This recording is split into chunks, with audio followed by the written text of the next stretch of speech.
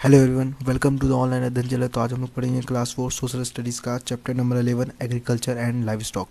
इस चैप्टर में हम लोग एग्रीकल्चर कृषि के बारे में जानेंगे, सेरेल्स और फ्रूट ग्रेन्स यानी कि अनाजों के बारे में जानेंगे, कैश क्रॉप क्या होता है, फूड फॉर थाउट को समझेंगे, द टू क्रॉपिंग सीजन दो तरह के फसल के सीजन को समझेंगे, प्लांटेशन क्रॉप्स को जानेंगे एंड लाइव स्टॉक रियरिंग को भी समझेंगे। तो चलिए बढ़ते हैं पहले टॉपिक की ओर। पहला टॉपिक है एग्रीकल्चर, कृषि, खेती।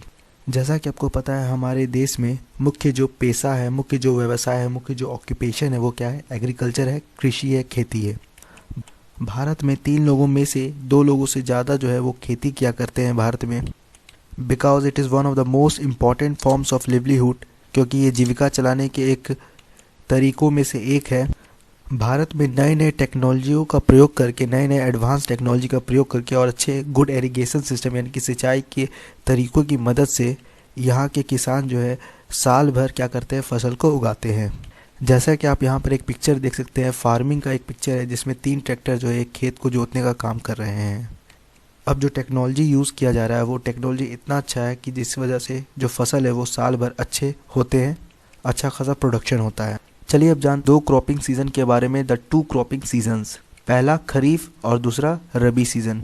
सोइंग, बुआई, हार्वेस्टिंग, कटाई। बुआई और कटाई के हिसाब से भारत में मुख्यतः मेन जो है 2 एग्रीकल्चरल सीजन है। और वो कौन कौन से एग्रीकल्चरल सीजन है? खरीफ और रबी सीजन।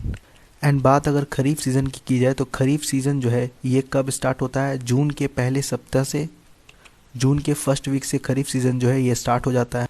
जबकि रबी सीज़न जो है ये अक्टूबर के मिड में यानी कि अक्टूबर के बीच में स्टार्ट होता है। खरीफ क्रॉप को मानसून क्रॉप भी कहा जाता है क्योंकि ये मानसून के मौसम में लगते हैं।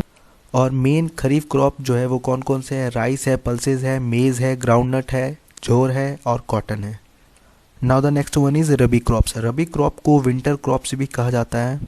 और ये जो रबी क्रॉप है ये कब उगता है? तो नवंबर से अप्रैल के बीच में ये उगता है, ग्रो करता है।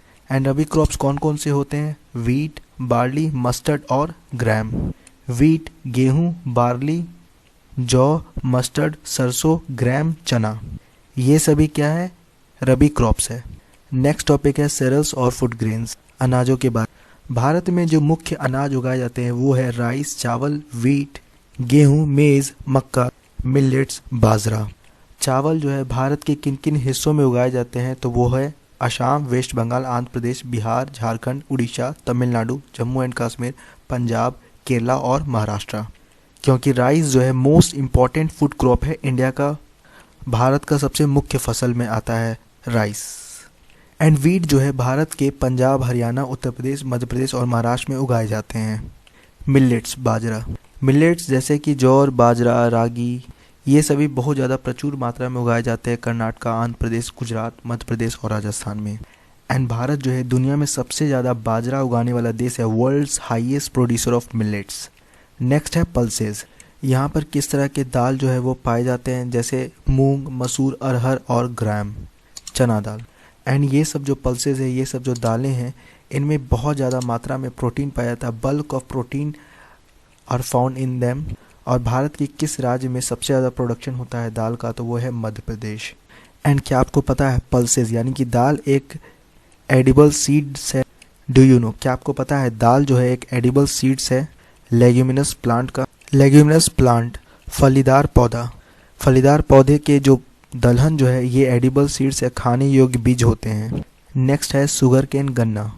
एंड क्या आपको पता है पूरी दुनिया में सबसे ज़्यादा गन्ना का उत्पादन जो है वो भारत में ही होता है। शुगर कैन का सबसे बड़ा प्रोड्यूसर है भारत।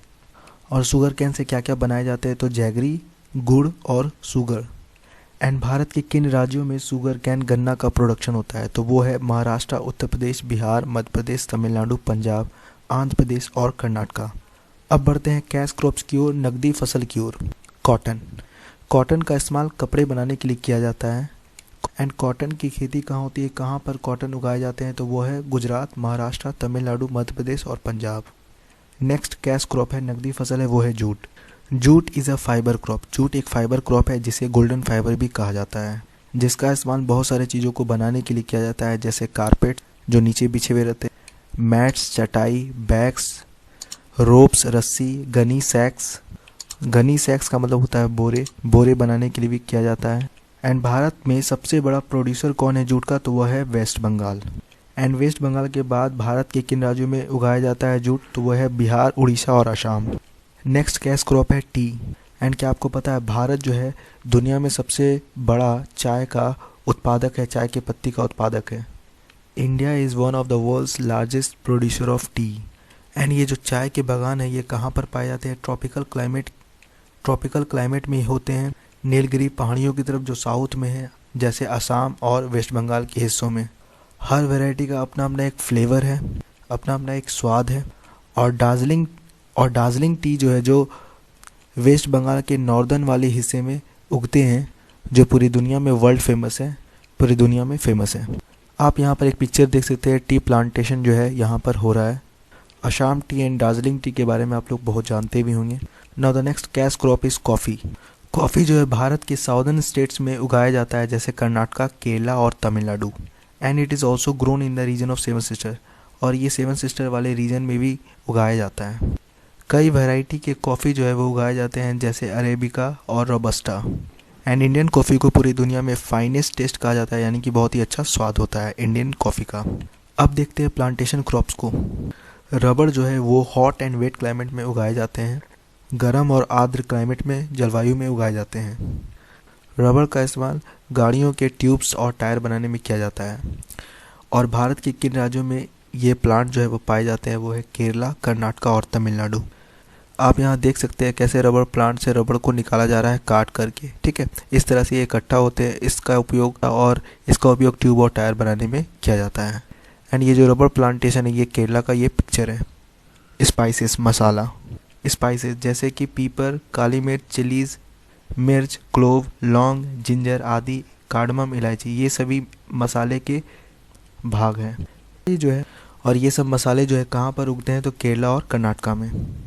एंड केरला जो है different type of spices, different type के मसाले के लिए भी फेमस है।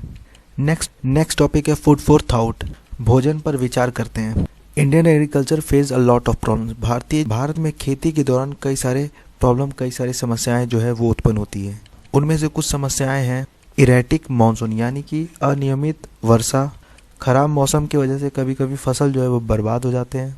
फार्मर इंडेप्टेडनेस एंड किसानों के ऊपर बढ़ता कर्ज जो है वो भी एग्रीकल्चर को क्या करता है, प्रभावित करता है। स्मॉल साइज ऑफ फार्म्स, खेती करने के लिए बहुत ही कम जगह। लैक ऑफ मार्केट्स की कमी होना। एंड डिग्रेडेड सोयल, खराब मिट्टी की वजह से भी खेती क्या हो जाता है, बर्बाद हो जाता है। एंड इन सभी प्रॉब्लम को दूर करने के लिए अच्छे क्वालिटी के सीड्स, अच्छे क्वालिटी के बीज को दिया जा रहा है फार्मर्स को, अच्छे फर्टिलाइज़र के साथ, अच्छे केमिकल फर्टिलाइज़र, रासायनिक उर्वरक। फर्टिलाइज़र का मतलब होता है उर्वरक, जिनसे फसल जो है वो बर्बाद ना हो, उनमें कीड़े ना लगे और प्रोडक्शन जो है, उत्पादन जो है वो काफ़ी ज़्यादा बढ़ जाए। और इस तरह से केमिकल फर्टिलाइज़र जो है किसान के लिए मदद करे। इस तरह के एग्रीकल्चर में इम्प्रूवमेंट, कृषि में सुधार को ग्रीन रिवॉल्यूशन कहा जाता है, हरित क्रांति कहा जाता है, जिससे किसानों का भला हो सके, जिससे किसानों को काफ़ी अच्छा फसल हो सके।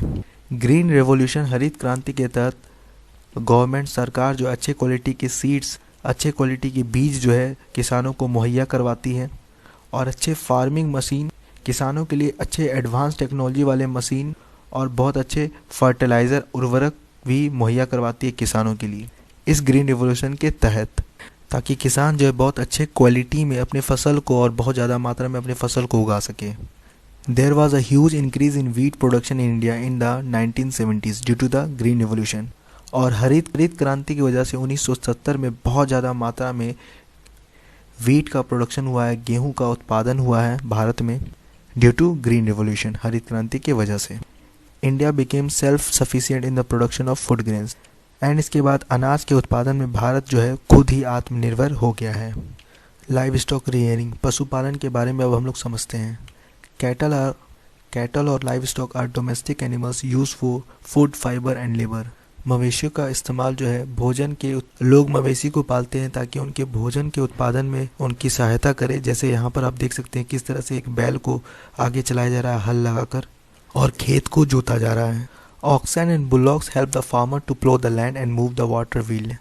बैल का इस्तेमाल जो किया जाता है किसानों के द्वारा, इसे खेतों को प्लो किया जाता है, जोता जाता है और वाटर के व्हील को मूव कराया जाता है, वाटर के व्हील को घुमाया जाता है ऑक्सन की मदद से, बैल की मदद से। गॉट्स एंड सीप गिव मीट। बकरी और भेड़ जो है हमें मीट प्रदान करते हैं, इनसे हमें मीट मिलता है। Animal skin is use to make leather. जानवरों के चमड़े से लेदर बनाया जाता है, जानवरों के स्किन से लेदर बनाया जाता है, चमड़े बनाए जाते हैं। वी गेट ऊल फ्रॉम सीप। और भेड़ों से हमें ऊल प्राप्त होता है, ऊन मिलता है हमें। Cattle waste is use as manure and to produce biogas. मवेशी के वेस्ट से हम लोग मैन्योर बनाते हैं, खाद बनाते हैं और उसे खेतों में छिड़कते हैं। और मवेशी के वेस्ट से हम लोग बायोगैस भी प्रोड्यूस करते हैं, बायोगैस को भी बनाते हैं। Rearing of animals for milk is called dairy farming. दूध के लिए पशुओं का जो पालन किया जाता है उसे हम लोग डेयरी फार्मिंग कहते हैं। ऑपरेशन फ्लड जो एक रूरल प्रोग्राम था जो गांव में चलाया गया था 1970 में, जिस वजह से भारत जो है सबसे ज़्यादा दूध की प्रोडक्शन में आगे निकल गया। इसे वाइट रिवॉल्यूशन ऑफ इंडिया भी कहा जाता है, दुग्ध क्रांति भी कहा जाता है इसे।